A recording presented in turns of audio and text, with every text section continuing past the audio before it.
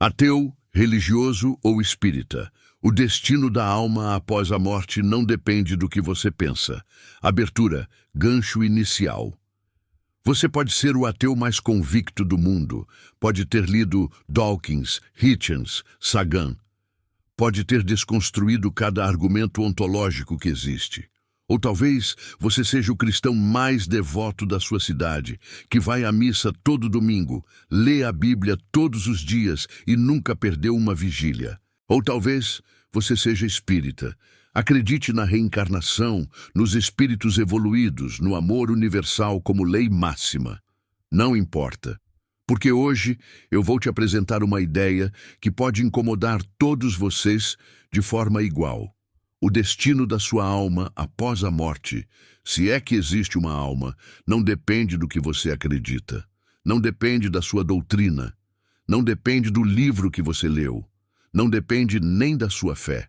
E o mais perturbador, essa não é uma afirmação religiosa, não é uma afirmação ateísta, é uma questão filosófica e talvez científica que está no centro de um dos debates mais antigos da humanidade.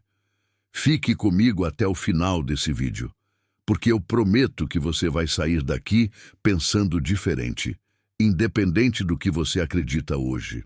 Bloco 1. O que cada lado acredita e por que cada um está convicto. Vamos começar pelo básico. O que cada grupo acredita sobre o que acontece depois que a gente morre. Para o ateu materialista, a resposta é simples e brutal: nada. Quando o cérebro para de funcionar, a consciência se apaga. Não existe alma, não existe continuidade. Você era uma organização complexa de matéria e energia, e quando essa organização se desfaz, o você simplesmente deixa de existir. É como desligar um computador. O programa não vai para lugar nenhum. Ele simplesmente para de rodar. Essa visão tem um apelo enorme porque ela é coerente com o que a neurociência nos diz. A consciência parece ser um produto do cérebro. Lesões cerebrais mudam a personalidade. Drogas alteram quem você é. Doenças como o Alzheimer literalmente apagam a pessoa antes mesmo do corpo morrer. Tudo indica que o eu é biológico, físico, temporário. Mas agora vamos para o outro lado. Para o cristão tradicional, a morte não é o fim, é uma transição. A alma, criada por Deus e imortal por natureza, se separa do corpo e enfrenta algum tipo de julgamento. Dependendo da denominação, isso pode significar o céu, o inferno, o purgatório ou até uma ressurreição futura. O ponto central é que existe continuidade. O você persiste porque foi criado por um ser eterno com um propósito eterno. O islamismo tem uma visão similar. O judaísmo é mais complexo e menos uniforme. O hinduísmo e o budismo falam em ciclos de renascimento. O espiritismo, codificado por Allan Kardec no século XIX, combina elementos cristãos com a ideia de reencarnação progressiva. A alma reencarna múltiplas vezes até alcançar uma pureza suficiente para habitar planos espirituais elevados. Agora, qual desses está certo? Aqui começa o problema, porque cada um desses grupos acredita na sua visão com uma convicção genuína, e cada um tem argumentos sérios. A questão não é quem é mais inteligente ou mais sincero. A questão é: a realidade se curva à crença? Bloco 2. A falácia da crença que cria realidade. Ou será que cria? Existe uma ideia muito popular hoje em dia, especialmente em círculos espiritualistas e de autoajuda, que diz: você cria a sua própria realidade. E essa ideia tem raízes filosóficas sérias, desde Berkeley e o idealismo subjetivo até interpretações New Age da mecânica quântica. Mas vamos ser honestos sobre o que isso significa e sobre onde essa ideia tem limites. Se você acreditar com toda a sua força que a gravidade não existe e pular de um prédio de 30 andares, a gravidade vai discordar. Se você acreditar que não precisa de oxigênio e ficar embaixo d'água por 10 minutos, seus pulmões vão discordar. A realidade física tem uma teimosia impressionante. Ela não consulta as suas crenças. Então, por que deveríamos assumir que a realidade metafísica, o que acontece depois da morte, funcionaria de forma diferente? Essa é uma pergunta que a maioria das pessoas nunca para fazer. A gente tende a assumir que o que acredita é o que vai acontecer. O ateu assume que vai se apagar, e isso o conforta ou o assombra, dependendo do dia. O cristão assume que vai ao céu se for salvo. O espírita assume que vai reencarnar, e todos eles vivem como se a sua crença determinasse o desfecho. Mas, e se nenhum deles tiver razão? Ou pior, e se todos tiverem razão, só que em partes? Aqui entra uma das ideias mais fascinantes da filosofia da mente moderna. A possibilidade de que a consciência não é simplesmente o que o cérebro produz, mas algo mais fundamental. E se a consciência for anterior à matéria e não derivada dela? Bloco 3. Ciência, consciência e o problema difícil.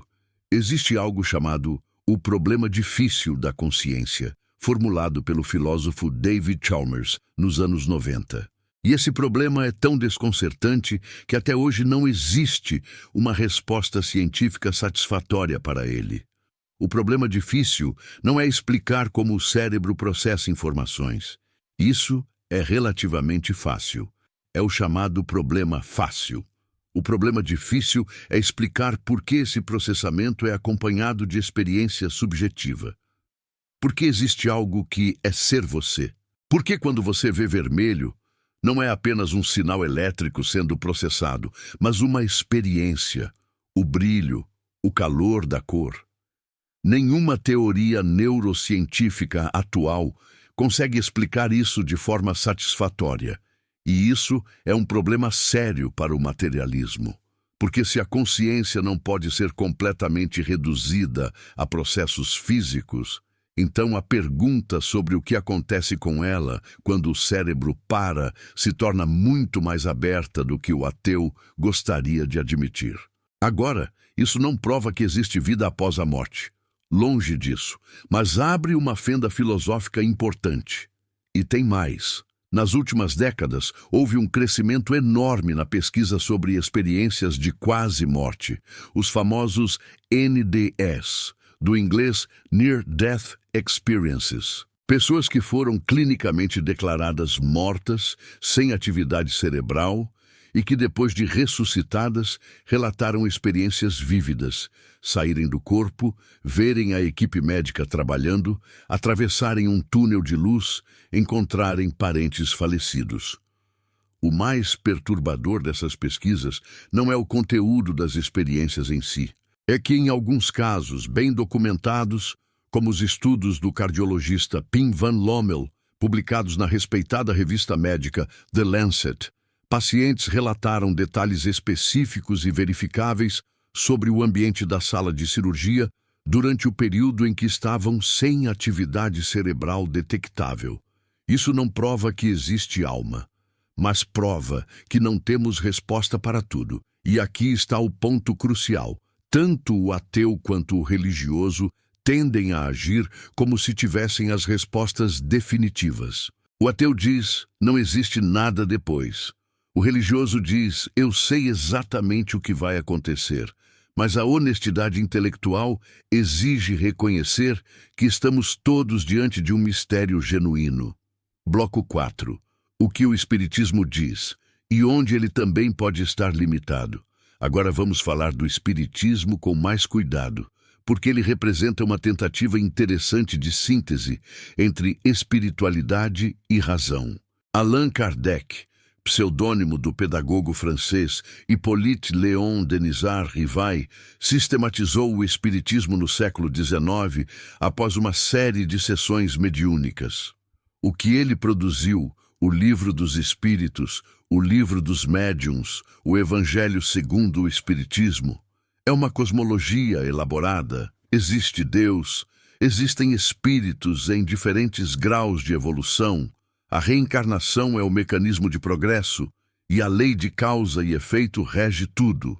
Do ponto de vista filosófico, o espiritismo tem vantagens sobre o dogmatismo religioso tradicional. Ele não ameaça com o inferno eterno. Ele postula uma progressão gradual e justa, e ele tenta ser racional. Kardec sempre disse que o espiritismo deveria ser testado pela razão e pela experiência. Mas existe um problema que o próprio espiritismo raramente enfrenta de frente. Como saber se as comunicações mediúnicas são genuínas? Como distinguir um espírito evoluído de uma projeção psicológica do médium?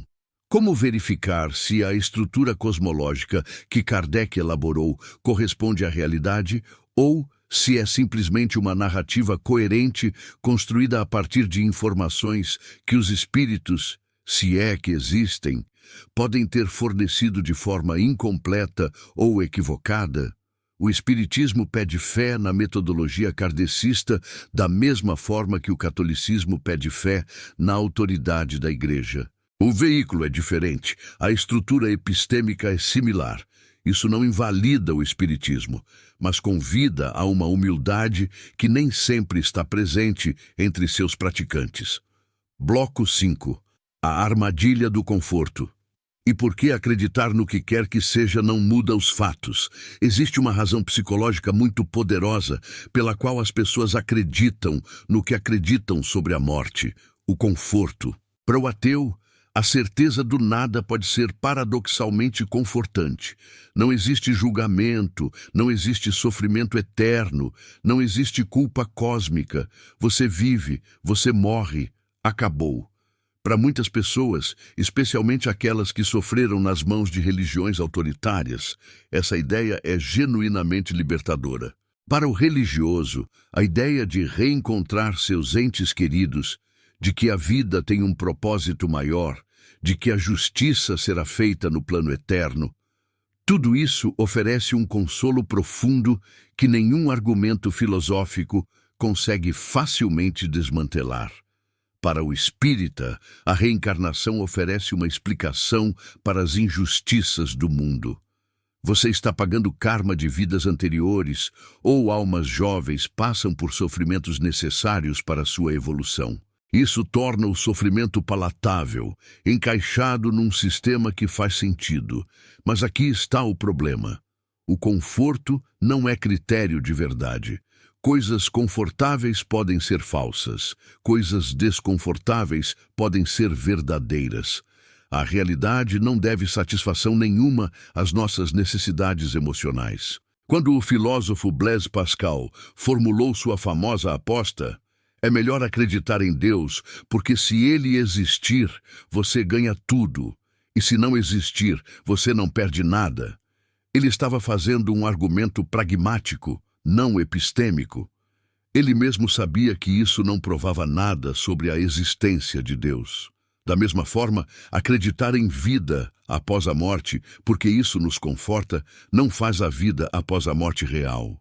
E acreditar que não existe nada depois, porque isso nos liberta da culpa religiosa, também não faz o nada real. A questão do destino da alma é ontológica. Pertence à estrutura da realidade e não pode ser resolvida por necessidades psicológicas. Bloco 6. O budismo e a dissolução do eu, uma perspectiva raramente considerada. Existe uma tradição filosófica que raramente aparece nessas discussões no Brasil, mas que oferece uma perspectiva radicalmente diferente e, ao mesmo tempo, filosoficamente sofisticada. O budismo. O budismo não postula uma alma imortal da forma como o cristianismo ou o espiritismo fazem. A doutrina do anatta, não eu, afirma que aquilo que chamamos de eu é uma ilusão conveniente, uma construção mental formada pela agregação de sensações, percepções, impulsos e consciência momentânea.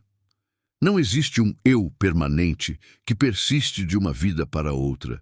Então, como o budismo fala de reencarnação, não como a transmigração de uma alma permanente, mas como a continuidade de padrões de karma, causas e efeitos que se propagam sem um eu central que os carrega. É como uma chama passando de uma vela para outra.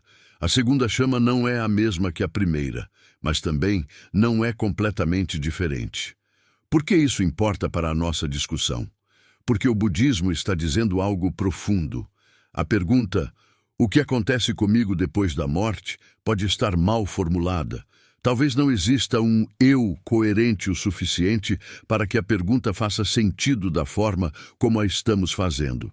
E aqui o budismo converge, surpreendentemente, com certas interpretações da neurociência moderna. Filósofos como Thomas Metzinger argumentam que o self é uma ilusão, um modelo que o cérebro cria de si mesmo para facilitar a navegação pelo mundo. Se o eu é uma construção, a pergunta sobre o que acontece com ele depois da morte se torna muito mais complexa e talvez aponte para a direção errada. Bloco 7. Então, o que a gente faz com isso? Chegamos ao ponto onde muitos vídeos nesse formato costumam dar uma resposta fácil. No final, o que importa é como você vive. Ou, a morte não tem resposta, então aproveite a vida. Ou ainda, acredite no que faz bem para você. Eu não vou fazer isso. Não porque essas respostas sejam completamente erradas. Algumas delas têm muito valor, mas porque elas evitam a questão central. A questão central é esta: se existe algo após a morte, ele existe independentemente do que você acredita. Se não existe nada, também não existe independentemente da sua fé. A realidade última da morte é um fato, ou uma ausência de fatos, que não pede nossa permissão. O que isso implica praticamente? Primeiro, humildade epistemológica. Ninguém nessa conversa, ateu, religioso ou espírita, sabe o que acontece depois da morte. Qualquer pessoa que diga que sabe, com certeza está, na melhor das hipóteses, fazendo uma aposta fundamentada. Na pior, está te vendendo certeza onde existe apenas mistério. Segundo, a separação entre crença e ética. Muitas pessoas acham que precisam da ideia de julgamento divino ou de karma para ter razões para agir bem. Mas isso coloca a ética numa posição frágil, dependente de uma metafísica incerta. Uma ética mais sólida seria aquela que não depende do que acontece depois da morte. Agir bem porque o sofrimento é real agora, porque outras pessoas existem agora, porque o mundo que você ajuda a construir hoje é o mundo que outros vão herdar amanhã. Terceiro, a morte como professor. Seja ela o fim absoluto ou uma transição, a certeza da morte, essa única certeza que todos compartilhamos, transforma a pergunta do "o que depois" na pergunta do "o que agora?". E essa segunda pergunta tem respostas muito mais acessíveis. Bloco 8. A convergência inesperada. O que todos os lados podem aprender um do outro. Há algo curioso que acontece quando você estuda essas tradições com profundidade suficiente. Elas começam a se tocar em pontos inesperados. O ateu materialista que leva a sério a neurociência da consciência se depara com o problema difícil e reconhece que a mente é mais misteriosa do que parecia. O cristão que leva sua tradição a sério descobre místicos como Mestre Eckhart e João da Cruz, que descrevem uma união com o divino que dissolve o ego de forma não tão diferente do nirvana budista. O espírita que leva Kardec a sério encontra uma lei de amor e progresso que, no fundo, ressoa com o imperativo ético de Kant. Não estou dizendo que todas as religiões ensinam a mesma coisa. Esse é um dos erros mais comuns do sincretismo superficial. As diferenças são reais e importantes, mas estou dizendo que as fronteiras são menos impermeáveis do que parecem de fora. E existe uma zona de convergência específica que me parece filosoficamente honesta. A ideia de que o modo como você vive tem consequências reais. Agora, neste mundo, para pessoas reais, independentemente do que acontece depois. O ateu que nega a alma pode concordar com isso. O cristão que crê no juízo final pode concordar com isso. O espírita que acredita em karma pode concordar com isso. E talvez seja justamente nessa convergência que esteja algo como uma verdade prática, mesmo que a verdade metafísica permaneça velada. Fechamento. O que fica então? Deixa eu resumir o que este vídeo tentou fazer. Não tentei te convencer de que existe vida após a morte. Não tentei te convencer do contrário. Tentei te mostrar que a certeza, em qualquer direção, é intelectualmente desonesta diante do mistério que a morte representa. Tentei te mostrar que o conforto não é critério de verdade e que acreditar em algo não o torna real. Tentei mostrar que a neurociência e a filosofia da mente abriram perguntas que o materialismo ingênuo não consegue responder facilmente. Mas que isso não justifica aceitar qualquer narrativa espiritual sem pensamento crítico. E tentei mostrar que existe uma questão mais urgente e mais acessível do que o que acontece depois da morte.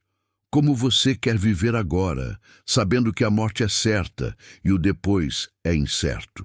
O destino da alma após a morte, se existe alma, se existe destino, não depende do que você pensa.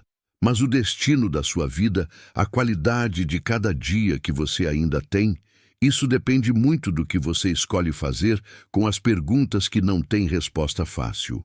Talvez a maior maturidade espiritual e intelectual não seja encontrar a resposta certa, seja aprender a viver bem com a pergunta aberta. Obrigado por ter ficado até aqui.